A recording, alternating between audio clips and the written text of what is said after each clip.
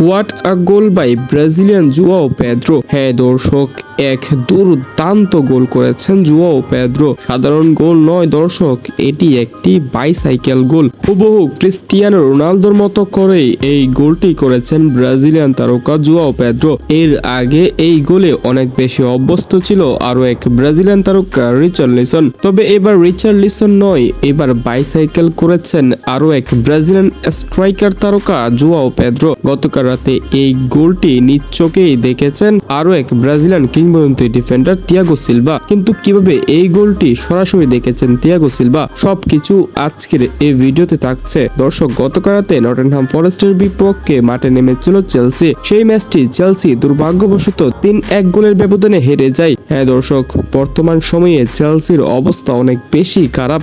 আপনাদের যদি একটু পরিসংখ্যানটা দেখায় তাহলে আপনারা আরো বেশি বুঝতে পারবেন।